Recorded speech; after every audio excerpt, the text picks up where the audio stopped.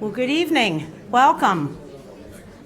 Welcome. It is wonderful to have you all here tonight, ladies and gentlemen. Welcome to the Cass Business School. I am the Dean, Professor Mary Ann Lewis, and it is a wonderful occasion this evening. I'm delighted to welcome Andrew Bester, Group Director and Chief Executive, Commercial Banking, Lloyds Banking Group. He'll be giving the Dean's lecture tonight titled Financial Services, Reflections on Leadership in a Post-Financial Crisis World. Now, before I introduce Andrew in a little bit more detail, I do want to introduce those of you who don't know Cass all that well. I want to introduce Cass just a bit. We're a key business school, a leading global business school. We're part of the City University London, and we're fueled by three things: world-class knowledge, innovative education, and a vibrant community. We now rank top 6 business schools in the UK, top 21 in Europe, and top 40 in the world, but who's counting? And hopefully, not hopefully, you know, we're going to continue to move up. We're working hard on all of these areas, but events like tonight are really what we're all about, not rankings per se. That comes from doing the right things and doing well at them. But tonight is about seeing those different elements that we work so hard on come together: knowledge, education, and community. So regarding knowledge, it's vital that we remain on the cutting edge through faculty research and learning from experts such as Andrew. So tonight, one of the ways that we'll introduce you to some of the faculty knowledge is that we'll have Professor Andre Spicer leading the Q&A. Andre is a tremendous faculty and researcher in the field of management. He also co-directs Ethos, our Center for Responsible Enterprise, including regarding education. Let me move to that arm. We teach over 4,000 students here at Cass. Each one of them matters greatly. This is a personal experience, which is vital to us. We're globally renowned across our programs, and for those of you who don't know those programs, they canvass undergraduate to postgraduate and MBA to executive education. And then lastly, that third element is the Cass community, which fuels this vibrant and innovative and global hub of Cass that feels very much like London in that way. Our alumni encompasses a network of 38,000 professionals around the globe in over 160 countries, and I did have to check, and there are over 178 countries, so we're getting there. We'll keep working on that. But our Dean's lectures, like this evening, provide Cass, the Cass community, and well beyond, the opportunity to hear firsthand from high-profile individuals at the very top of their professions. Extraordinary individuals like this evening's speaker, Andrew Bester. And I must tell you, I was thinking about Andrew with International Women's Day yesterday, and I saw a quote from Eleanor Roosevelt, and I like this quote. Basically, to paraphrase, she said, "Leaders, learn from others, learn from their mistakes and successes, because you won't learn long enough to do them all yourself." So tonight we have that opportunity to learn from a tremendous leader who has weathered some significant challenges and come out resilient on the other end and learning as a leader. Andrew has worked in financial services for 24 years in a wide variety of client relationship, product specialist, finance and general management roles, and across 3 continents. Andrew started his banking career with Standard Chartered and rejoined in 2004. He was global COO of the Consumer Banking Division, having also been the Chief Financial Officer. Prior to this, he was co-head of wholesale banking for Greater China, and before that undertook the same role for the Africa region. He also served on the boards of Standard Chartered in China, Korea, and Taiwan. Before joining Standard Chartered, Andrew worked at Deutsche Bank in Europe and was the group finance director for Exchanging, a leading European outsourcing firm. Andrew qualified as a chartered accountant with Deloitte & Touche. He is a member of the South African Institute of Chartered Accountants and the Chartered Institute of Management Accountants, among other professional associations. He was appointed Group Director and Chief Executive of Lloyds Commercial Banking in July 2012. He is also Executive Sponsor of Diversity and Inclusion Program and the group's Agility Initiative. He's also the Chairman of Lloyds Department Capital. I don't think he sleeps, by the way. So please let us welcome Andrew Bester to deliver his lecture, Financial Services, Reflections on Leadership in a Post-Financial Crisis World. Thank you, Andrew. Good evening, everyone. Firstly, thank you, Marion, for your very kind words of introduction and for indeed the opportunity to speak with you this evening. I'm certainly very humbled and privileged to be speaking, not least given the very sort of phenomenal speakers that you've had over time at this occasion, but also for me, being able to speak at CAS, an institution that is founded in the city and very much shares the history of Lloyds Banking Group in the city, and through the global reach of the organisation, absolutely feel that there is good alignment and strong alignment in our organisations.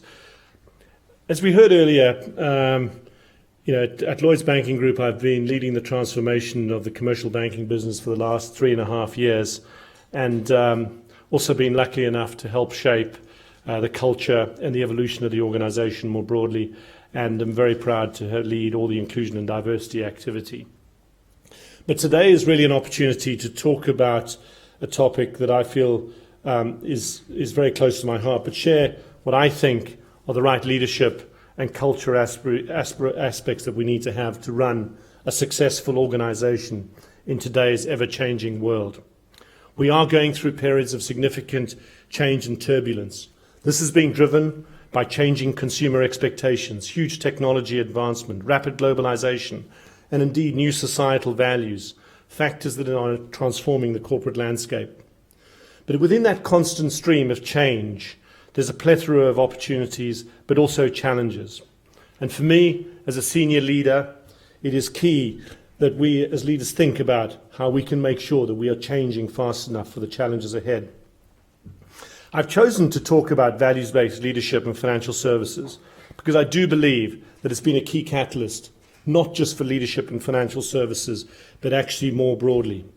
I do think that it was a key inflection point in our industry, and it certainly helped and forced our industry to think very deeply and try and understand what went wrong and why so spectacularly wrong. At a personal level, it created a number of reflections for me, not least because I'd grown up through all of this and could not comprehend the scale of what could and indeed what went wrong. I'll touch on some of these reflections later, however. The combination of ethical themes posed to the industry post the crisis, and indeed some of my personal observations and experiences that have had a big impact on the way I do and want to lead. So if I summarize the areas I want to cover, firstly, what I describe as the fog of financial innovation that happened post Big Bang. What I believe went wrong from a leadership perspective.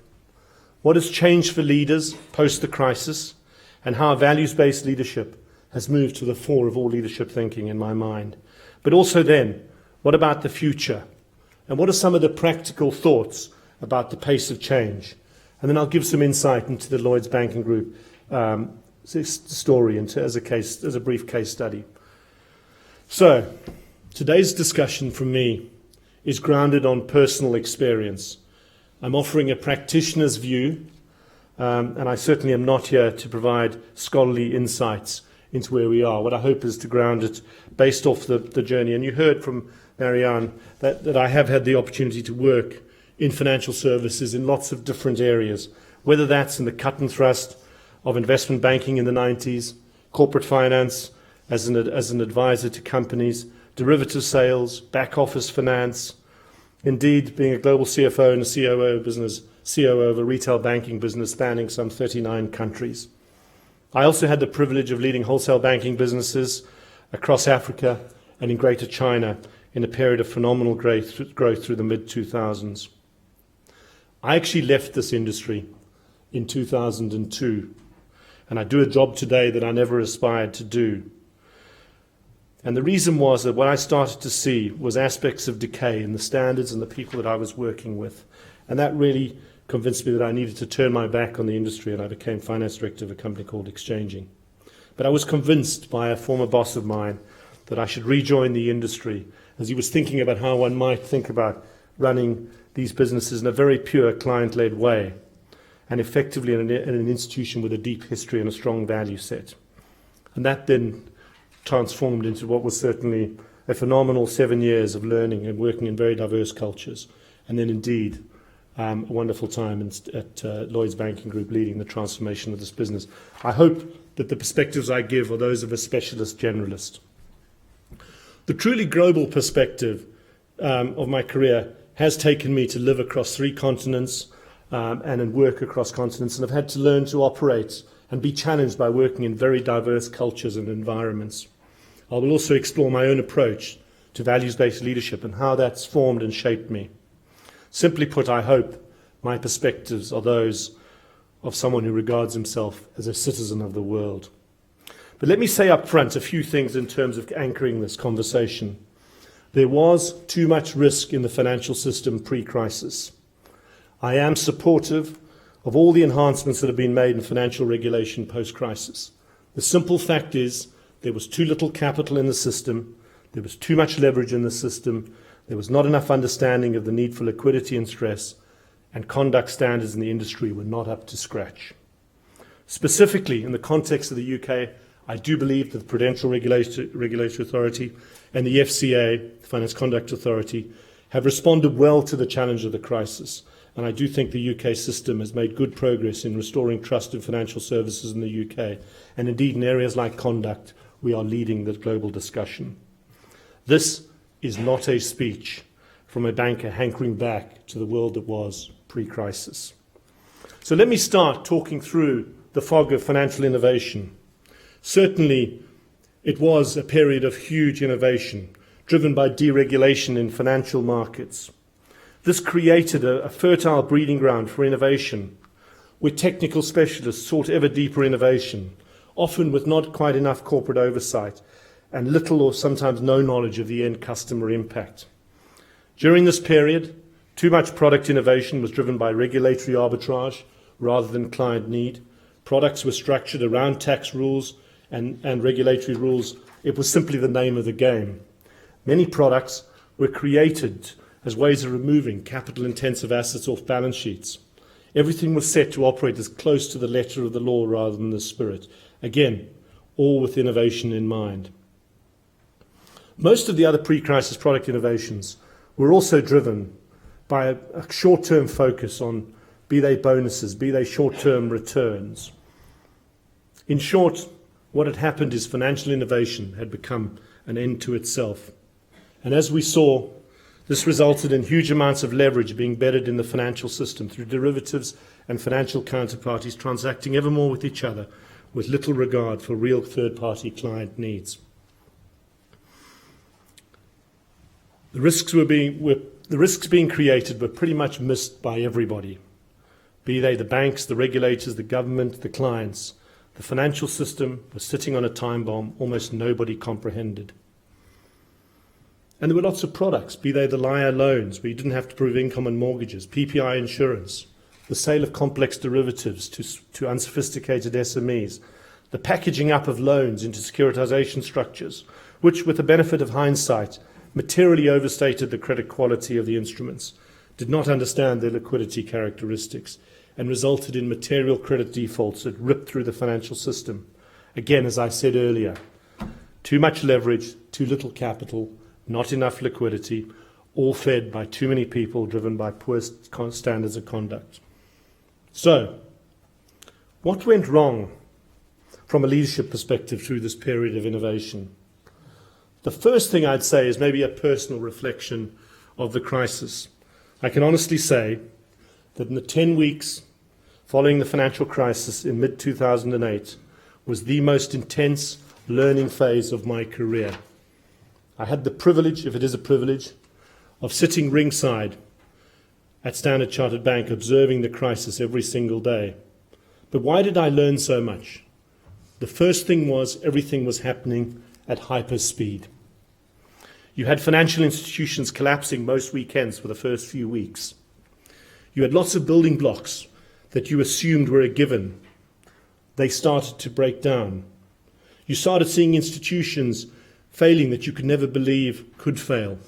You saw liquidity and money move around the world in very inconsistent and volatile ways. It brought home a simple truth to me, that Financial institutions are absolutely underpinned by confidence and trust. Confidence and mistrust ebbed and flowed across the financial system. It was like the Pac-Man arcade game of the 80s, where the system could turn on a financial institution off the back of a market rumour. It also brought home the need for very tight teamwork, tight communication, bringing together multiple disciplines and teams very fast, often under severe pressure and stress. What it also helped me do was understand how a bank really works. But probably my single biggest takeaway from that time is the simple mantra that cash is king. The basic principle applies across all industries, including banking, but certainly there was no substitute for having strong liquidity and cash. So turning back now to the financial services leadership that shaped the city of the 90s, and what were the characteristics of the world that we were growing up in the City of London and in financial services? Firstly, few features. It was all about deep specialization. It was seen to the route to leadership and financial success. The more innovative and sophisticated the product or business area you worked in, the better everyone regarded the team. Many deep technical specialists across sales and trading desks were propelled into leadership roles with often little or no training or preparation on the basis that they were the best specialist and would have the respect of the floor. The values of these leaders, unfortunately, were not always as grounded as principles one would like. Merit or progression into leadership and management roles were too often based on exceeding sales or product targets rather than leadership capability. There was significant hiring of very deep mathematical and quantitative and engineering skills to ensure that in the financial products arms race, you had the best mathematical brains on your team. All this deep science in pursuit of ever deeper financial models and new products that could squeeze an arbitrage out of a market efficiency or create some new product that could be sold to an asset manager, another bank, and in some instances even another desk in the same financial institution. The innovation was intoxicating. It was taking deep maths and seeking to apply ever purer ways to model how the financial system worked then and sought to model how it would work in the future.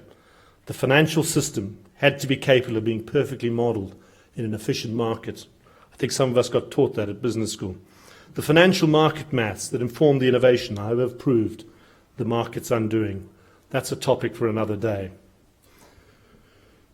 Those same specialists were often building complex products and solutions that very few really understood. So many of those who rose to the top of the big banks were risk takers who had done well out of the economic cycle, who thought it would continue. Corporate governance and conduct standards fell as a consequence, and disproportionate risk spread through the system. The tone from the top was too much about taking risk for short-term profit. A lot of the incentive structures, again, were focused on short-term profits and encouraging the taking of little understood and sometimes underestimated risks. Simply put, the standards were not commensurate with being the custodians of people and companies' deposits. It also started to create aspects of decay as younger managers and bankers came into the system and started to see poor behaviours, some unsound values.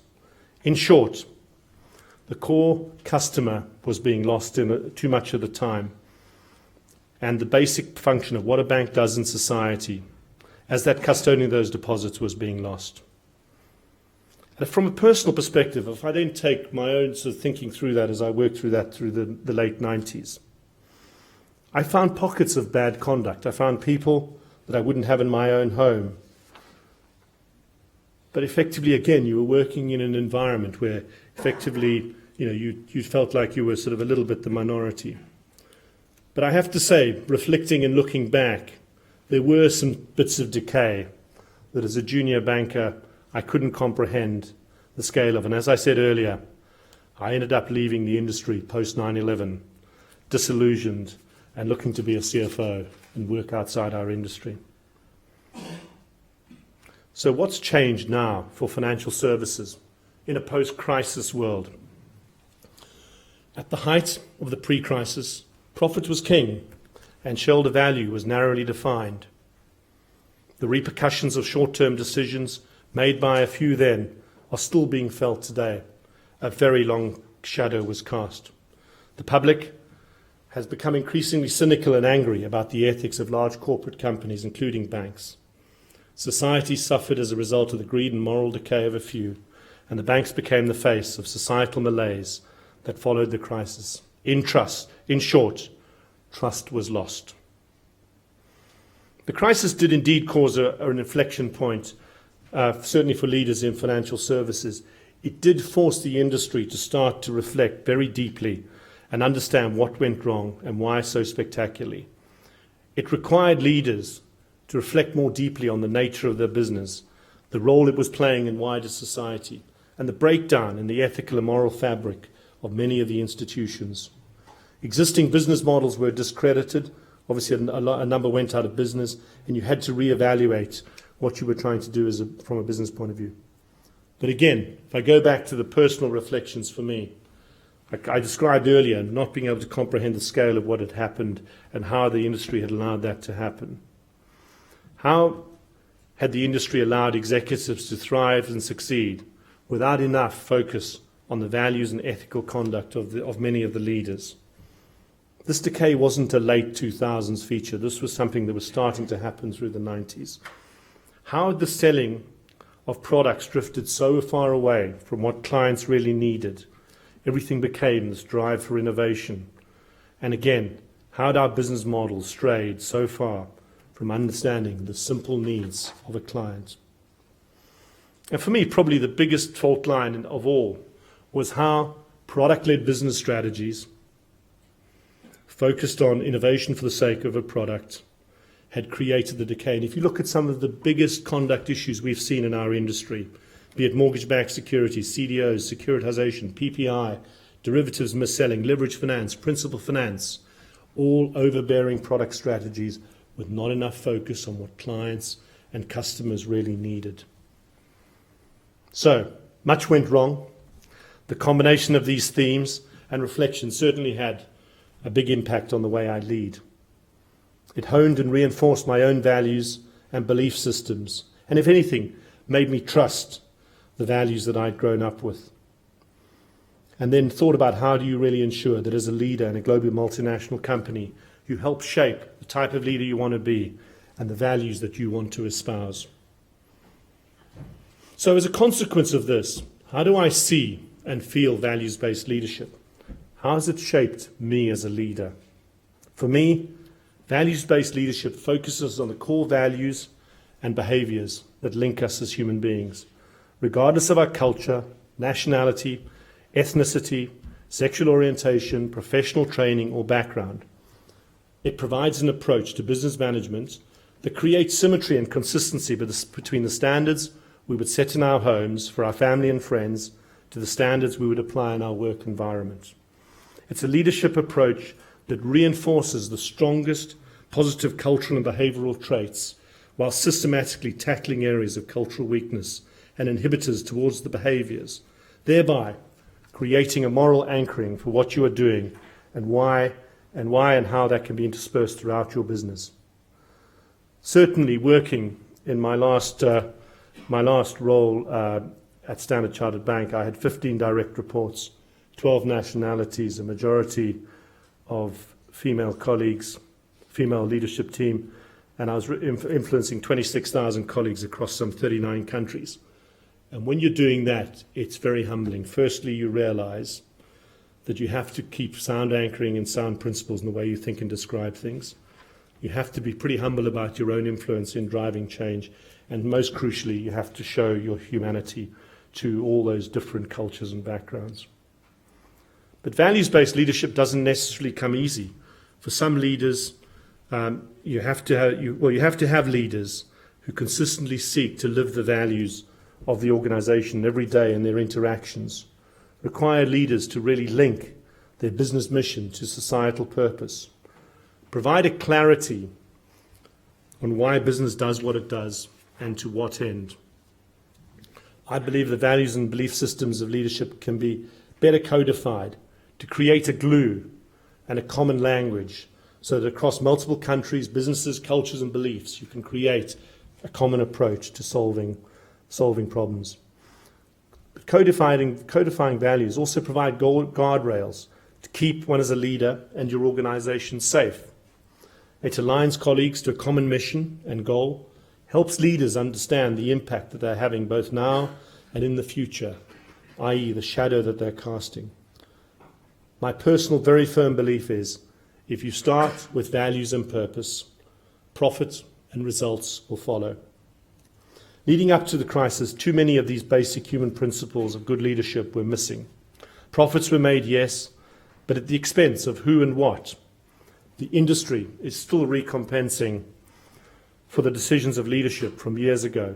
Banks are still fighting to earn back that trust, and we'll need to continue that.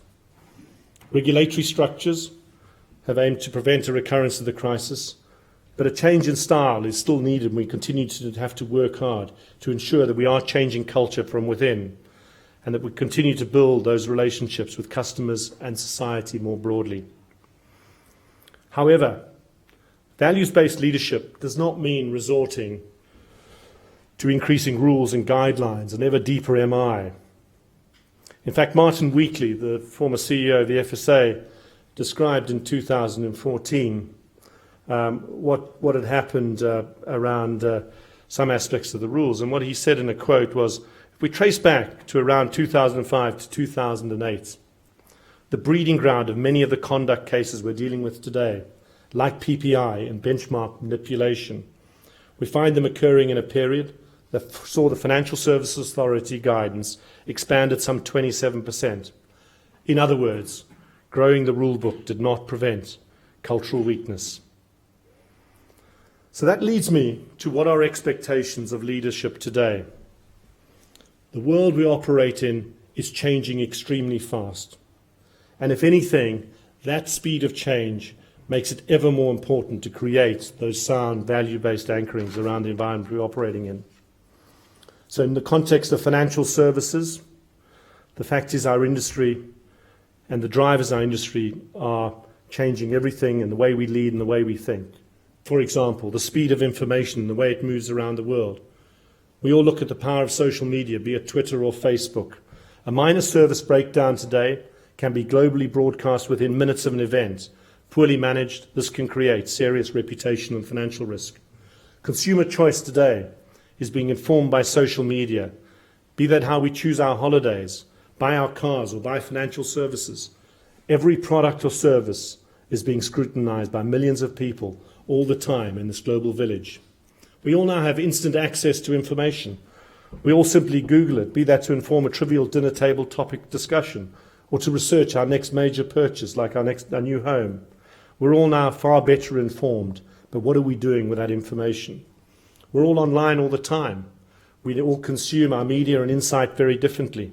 If we choose, we can be online with work, home, friends, family, communities 24/7. I certainly look at my own career as a leader and reflect on how over the last 7 years the way I work has changed and evolved extremely fast. In a lot of our industries, technology is disrupting our existing business models. Incumbent providers are having to reinvent themselves as new startups, unburdened with legacy business models, old ways of working, and slow changing infrastructure, are going to the core of business models and redefining whole industries. Witness the rise of Uber, disrupting the taxi industry across the world in ways none of us could have comprehended 10 years ago. There are also generational changes in the ways that we're working. Some of the old hierarchical business management models that we all got taught in the second half of the 20th century are firmly broken. Employees are now making very different judgments about the businesses they want to work in. I'm sure a number of the graduates here will be thinking and asking different questions. Simply today, getting a good salary is nowhere near good enough. The sort of questions we get asked by our new recruits is, what is the purpose of your company? What contributions are you making to society? Show us your work in the communities. Show me how I can contribute to society more broadly than simply earning my salary. If anyone thinks that CSR is some hobby for a department within a company today, or some bit part function that just helps make everyone feel better, they're sorely mistaken. Understanding your social purpose and how you contribute is key. Someone ringing? Don't worry.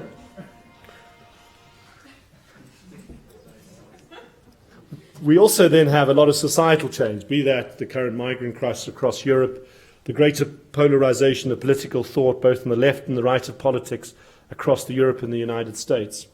And then almost most scarily, the last area is the asymmetry that's starting to emerge around reputational and financial risks. Some can be tiny product or conduct defects that suddenly turn into multi-million pound, sometimes multi-billion pound liabilities in the future. In this world, leaders are having to be very finely tuned to risks that can be barely discerned today. Witness PPI in the context of the UK. Take the top 16 banks in the world, 205 billion pounds of fines related to conduct. And what's interesting about all of that is actually when the judgments are being made about some of those conducts, they're being applied against the conduct standards of 2015, sometimes being applied against the conduct aspirations that we have for 2020, say. And sometimes those are being judged against the freewheeling innovation of the 2005 world that was. And the question for all of us, and this is where it goes beyond the financial services industry and goes to all leaders, is one thinking about those huge asymmetrical risks that could be existing 5-10 years out in your business? Today we know VW are going through a similar crisis related to diesel emissions. I believe all these themes are universal. We've learnt them in financial services, but they apply more broadly. So, let me turn to some practical thoughts on leadership in the world that we operate in today. So the world has evolving at pace, and people now are requiring ever more from their companies and their leaders and holding them firmly to account. The nature of the stakeholders that one is managing today are often very diverse, but they often have conflicting and very complex, differing expectations. Again, business planning, in the way that I was taught and grew up, would have been effectively to really focus on, say, how you were creating shareholder value. Was I creating some EVA, some economic value add? Some of that thinking is way too simplistic for the world we're in today. Today, a business leader is having to think across all their stakeholders, be they customers, colleagues, communities, regulators, government, shareholders, and indeed society at large. And leaders could become very fearful of managing such a complex set of stakeholders within a changing environment. And again, for me, you need to have that values-based anchoring that can help you deal with that. And all the while, in thinking about those complex groups of stakeholders, thinking about how you maintain and sustain trust in all those communities. And that's across all the stakeholders that may exist in your business. So, I do firmly contend that values-based leadership is the right place to start. It's about creating a holistic approach and philosophy to the way you lead and think. So in that context of this ever fast evolving environment and increasing complexity, let me give you some of the things that I think effectively are the defining aspects of leaders of the future. Firstly, some of the ingredients. For some of us who grew up in the business school thinking of the 80s and 90s, we weren't very well prepared for this world, and we need to make sure we're adjusting fast. When we think about social media, the pace at which data is coming at us, it's forcing us to think about how we can make decisions far faster with far more information. Crucially, how as a leader do I change a business to be focused on collaboration-based decisioning, which is happening at high pace? Easy to make collaboration happen, well, never easy to make collaboration happen, but making it happen slowly can sometimes work. But how do you make that happen fast? How can an organization flex what can sometimes be quite old-fashioned management hierarchies to ensure that the right experts are sitting together to process complex information quickly, to make fast, good decisions? The days of simply waiting for the boss to have the best insight are over. The boss today needs to focus on creating an environment to unleash the skills of the people who work for them. Control and management systems now need to empower the right experts to make those decisions whilst ensuring that is done safely. In my mind, the manager of today is more of a facilitator of the right working environment, not the cut and thrust leader who feels they need to be in every decision. The environment and the complexity and the pace of decisions mean a leader needs to ensure that they're getting diverse perspectives on the way they think and tackle problems. Are you a leader who can create an environment where different expertise, different skill sets, different problem-solving perspectives, different cultural perspectives, different gender perspectives can all come together to effectively work together to work out how you might solve a problem or make a decision? The managers who can create those environments are the managers of the future. The last area I'd like to turn to is just the Lloyds Banking Group journey so far. And I say so far because we have made progress since the financial crisis, but we know we have much more to do. So let me bring that to life for those of you who don't have a sense of Lloyds Banking Group. We are the largest retail and commercial bank in the UK, and our business touches every household in the UK every single day. Be that through providing banking services to between 20 and 25% of all retail customers today, or through the commercial clients in my business who deliver those services to those households and homes every day. And great credit to Antonio Horta-Azuri, our chief executive, who, to be fair, created a plan that tackled some of the complex issues I described earlier. How do you fix capital? How do you fix liquidity? How do you get rid of £200 billion of toxic assets? Real technical banking management things. But actually, for me, more importantly, what he did is he thought through that plan, how can we really get this bank focused on its core purpose and provide a real linkage back to society? The first piece of work was to define a set of values that effectively captured the very best traits of the organization as it was. And that was anchored around what we describe as best bank for customers.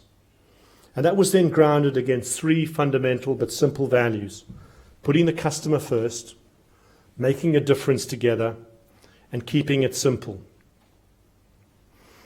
We then also articulated our purpose, and we described that at Lloyds Banking Group as helping Britain prosper. We had three areas of focus. Firstly, how do we help people help people prosper? How do we help businesses prosper? And how do we help communities prosper? It's quite a practical plan. It talks about 24 measures.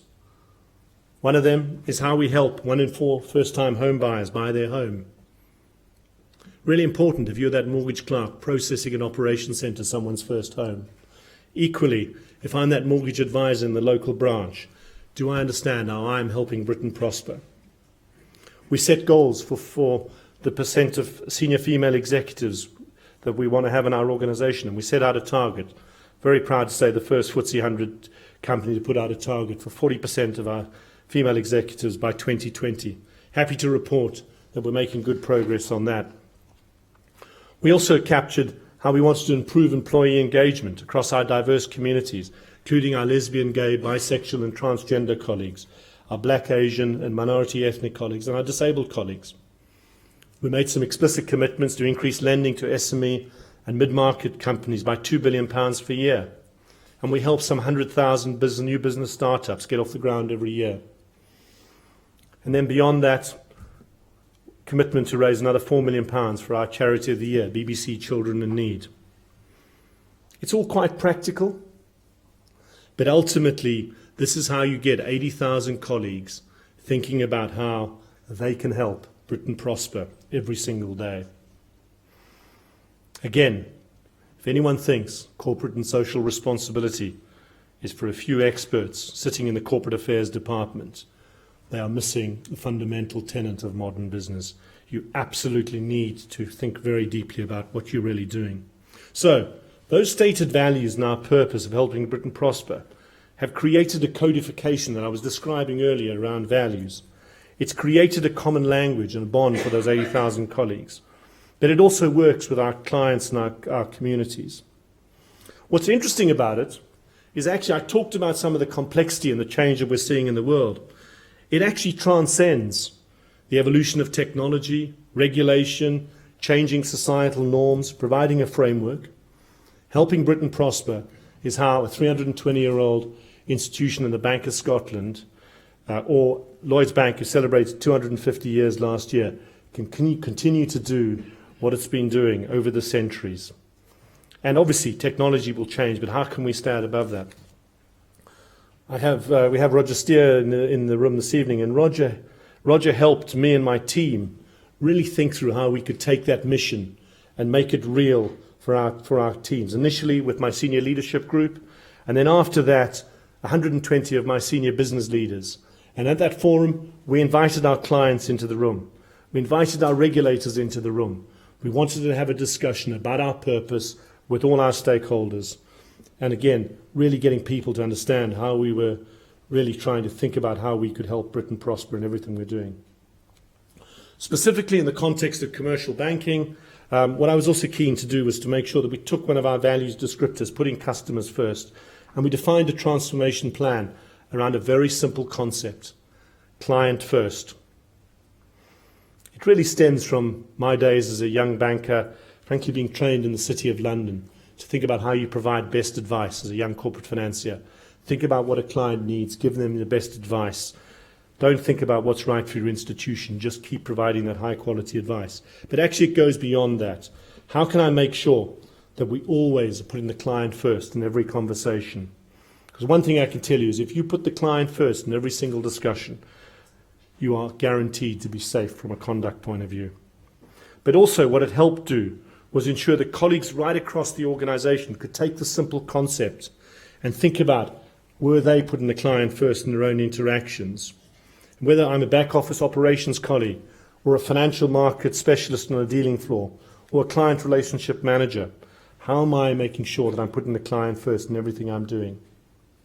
And by constantly living some of these simple concepts, what we've tried to do is get everyone really understanding how what they do in the development of product and delivery of our services is always kept centered and importantly self-governed by good, simple, client-focused relationship banking. Certainly an element in too many parts of the financial service industry pre-crisis that wasn't there. It also, back to creating influence across large organizations, meant we were building a common language in the way we were thinking and describing things. And again, colleagues who worked for me, some 6,000 directly and 4,000 in support of that, some 10,000 colleagues across all the regions of the United Kingdom, the United States, North America and Europe, all thinking about how we're putting the client first. So it isn't a transient initiative or something where you go and do your mandatory training and you're done. It's effectively a way of living that's continually reinforced in the organization. That's how we've done it at Lloyds Banking Group.